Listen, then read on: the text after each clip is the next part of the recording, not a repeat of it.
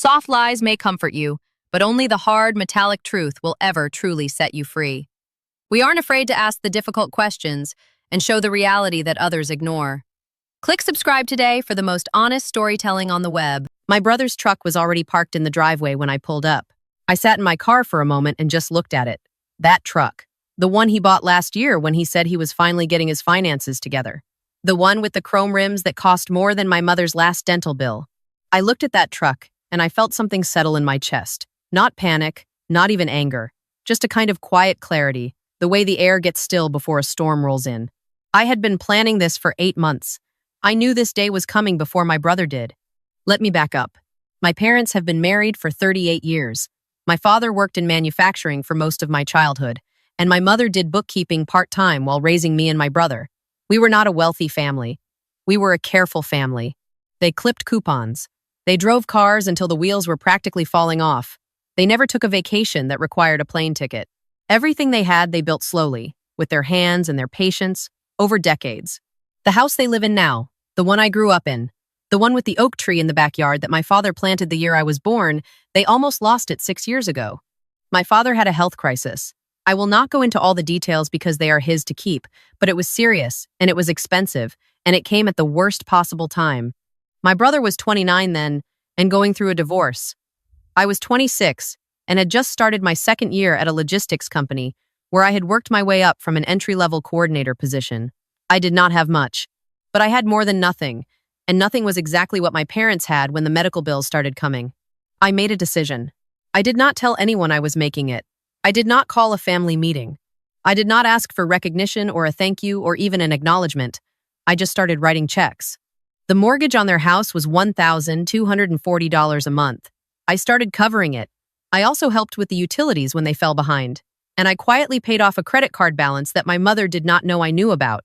Over the next 4 years, I paid a total of $67,000 toward keeping that house.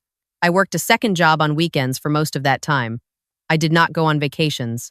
I drove a car with a cracked dashboard and a heater that only worked on one side. I did not do this to hold it over anyone. I did it because they are my parents, and that house is the only stable thing they have ever had. My brother knew some of this. Not all of it, but some. He knew I had helped. What he did not know, because I had never told him the full number, was how much. And he did not ask, because asking would have required him to feel something about the fact that he had contributed almost nothing. Almost nothing is not nothing. I want to be fair. He mowed their lawn a few times a year. He showed up for holidays. He called my mother on her birthday, usually by the end of the day. He was not a monster. He was just someone who had spent his entire adult life making sure that someone else solved the hard problems while he stood close enough to benefit from the solution. His wife is sharper than he is. I say that without any particular feeling attached to it. It is simply true. She is the one who saw the angle. She is the one who started asking questions, subtle ones, about the deed, about the title, about what would happen to the house eventually. She started having those conversations with my mother about 8 months before the day I sat in my car looking at my brother's truck. My mother told me about one of those conversations in passing, not because she was alarmed, but because she was not yet. She mentioned it the way you mention a stray. Your sister-in-law asked me something funny the other day, about whether the house would go through probate. I stored that sentence somewhere quiet, and I did not let it go. I called an estate attorney the next week. Her name is not important. What is important is that she was thorough, and she was honest, and she told me exactly what could happen to that property if the right paperwork was not in place. She also told me what paperwork would make it untouchable.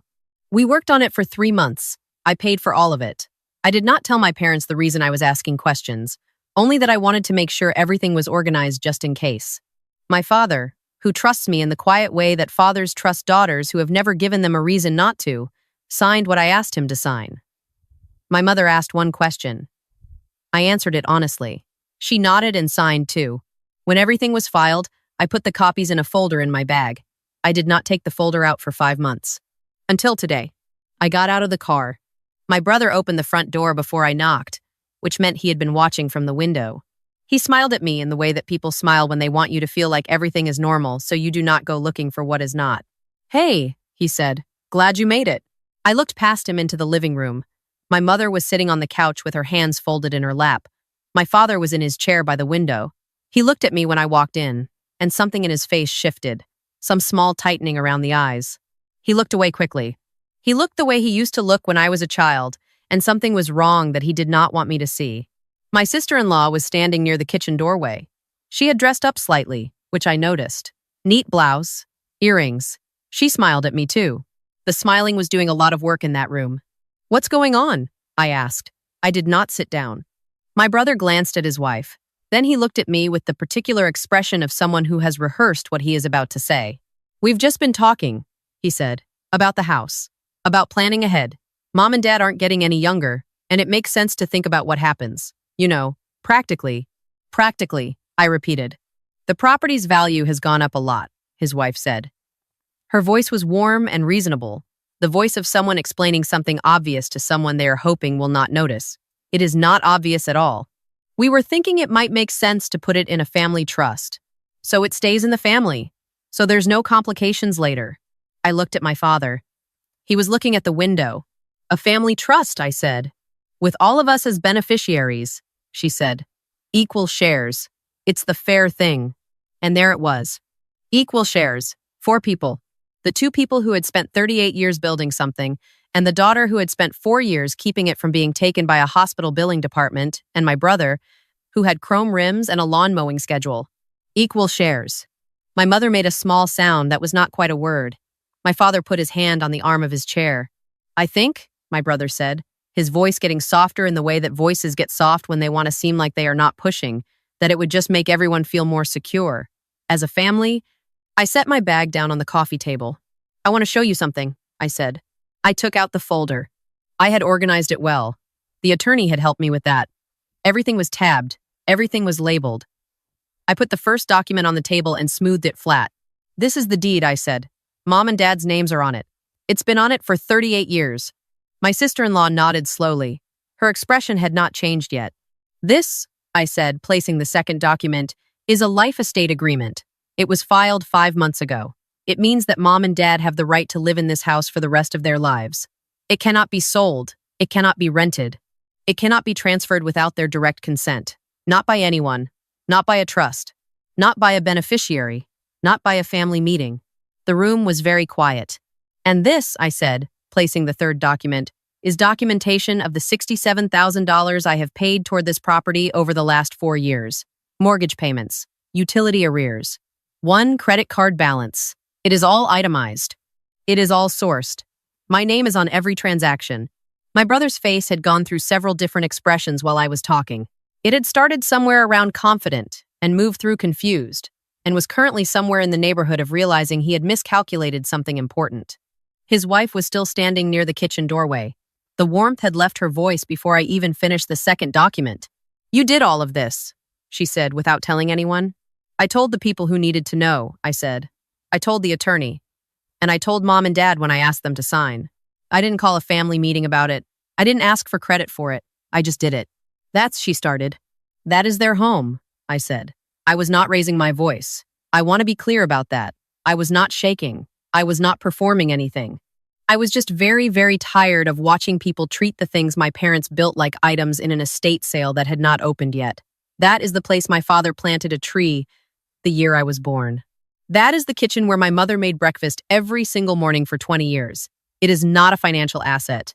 It is their home, and it will stay their home for as long as they are alive. That is already filed. It is already legal. It is already done. My brother looked at my father. My father was looking at me. His hands had stopped gripping the arm of the chair. "Riley," my father said. He had not said my name since I walked in. "You don't have to say anything," I told him. "I know," he said. "I know I don't." He looked back out the window. I watched him breathe. My sister-in-law picked up one of the documents. She looked at it for a moment. She put it back down. She looked at my brother. He looked at the floor. There was a conversation happening between them that did not involve words, and it was not going the way they had planned. "I don't understand why you felt you had to do all of this secretly," she said finally. Her voice was different now. Still controlled, but thinner. "I didn't do it secretly," I said. "I did it privately. There's a difference. Secret means you're hiding something because you know it's wrong. Private means it's yours, and you decide who it belongs to." She did not have a response to that. At least not one she was willing to say out loud. My brother stood up. He picked up his keys from the table by the door. He didn't look at me when he said, We were just trying to plan ahead. I know, I said. So was I. They left about 10 minutes later. My sister-in-law said goodbye to my mother with the stiff warmth of someone completing a transaction. My brother did not say goodbye to me. The front door closed. I heard the truck start. I heard it pull out of the driveway. My mother let out a breath that she seemed to have been holding since before I arrived. "How long have you been planning that?" she asked. "About 8 months," I said. She looked at me for a long moment. Then she got up and went to the kitchen and put the kettle on, which is her way of processing things she does not have words for yet. My father was still in his chair. I sat down on the couch across from him. We didn't talk for a while. We didn't need to. The oak tree outside the window was doing that thing it does in late afternoon where the light comes through the leaves and makes everything gold for about 20 minutes before the sun moves on. "I didn't know it was that much," he said eventually. "The 67,000. "I didn't need you to know," I said. "Riley." "Dad?" He looked at me. His eyes were wet, but he was not going to cry, and we both knew it because he never does. Not really.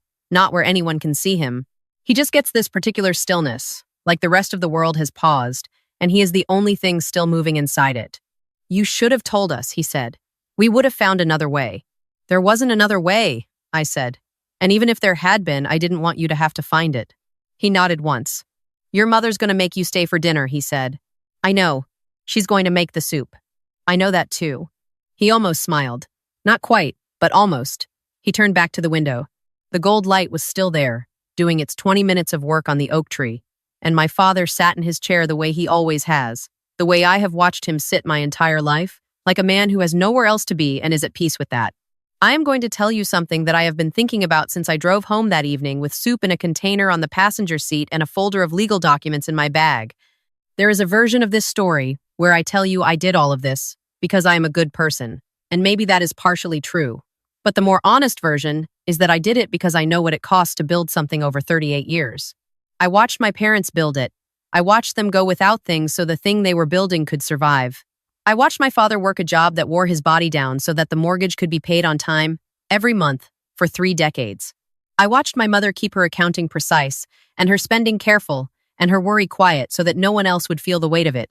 And I decided, when I was 26 and writing my first check, that I was not going to let someone else's carelessness take that from them. The paperwork is done, the filing is complete, the house cannot be touched. My parents will live there for the rest of their lives, in the kitchen with the kettle and the oak tree out the window and the chair by the light. That is enough. That has always been enough. My brother texted me 3 weeks later. Not an apology exactly, more of a reaching out. "Hey, how are you with a lot of space in it for something that wasn't quite said?" I responded. "We are not close. We may not get closer. But we are still something, and I think we both understand now, with more clarity than before, what kind of something that is." His wife has not contacted me. I don't spend much time thinking about that. What I think about, when I think about that day, is the way my father looked out at the oak tree, the way his hands relaxed, the way the tension left his shoulders in the particular slow way that it leaves when the thing you were afraid of is over, and you did not even have to fight it yourself, and someone who loves you had already taken care of it before you knew there was anything to take care of. That is what I think about. That is what I built. Not a legal document, not a protection strategy, not a financial plan. I built the thing underneath all of those things. The thing that lets a man sit in his chair at the end of the afternoon and watch the light change on the oak tree and know, without having to ask or verify or worry, that he is safe. No one can list that for rent. No one can put that in a family trust with equal shares. Some things only go in one direction,